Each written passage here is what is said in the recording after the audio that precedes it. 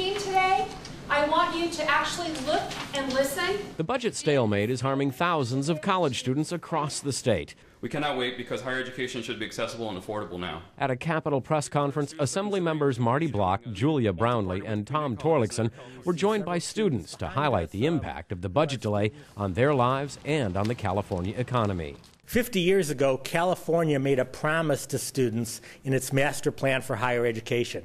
California promised access and affordability.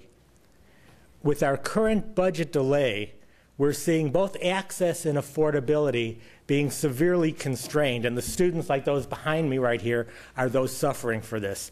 Access, added Block, because colleges can't plan their expenses and are forced to reduce or eliminate classes and faculty.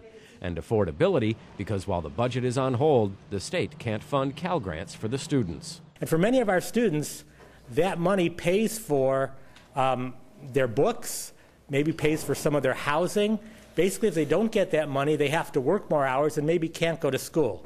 So we're effectively shutting the door by breaking our promise to students. We're breaking two promises: the promise of the master plan made 50 years ago, and the promise to Cal Grant recipients made in the last few months that they'd be getting Cal Grants. Because the state has yet to pass a budget, many of our community colleges are not receiving operational funding, and many of our students that are entitled to a Cal Grant have yet to receive one. For the 121,000 community college students who won't be getting the grants they would normally expect, for the 335,000 students statewide that aren't going to get the grants they needed to start smoothly into their academic year, we stand here in solidarity and say we must adopt this budget as soon as possible. There's nothing that gives taxpayers a bigger bang for the buck than education.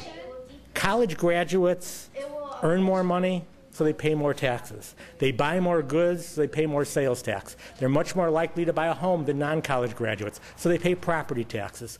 All of this inures to the benefit of the state and the benefit of taxpayers. So delaying the budget hurts everybody, not just now, but for the future. Fall classes have already begun this week at Cal State universities and many community colleges.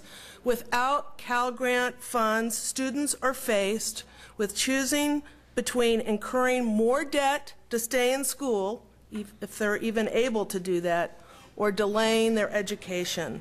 Californians support education. It's one of their top priorities. They understand our state's economy relies on a global, competitive workforce. The truth is that every day we don't have a budget. It's your sons and daughters that go without financial aid, that can't get the classes that they want, that have to struggle and deal with the problems associated with not having a budget for our systems.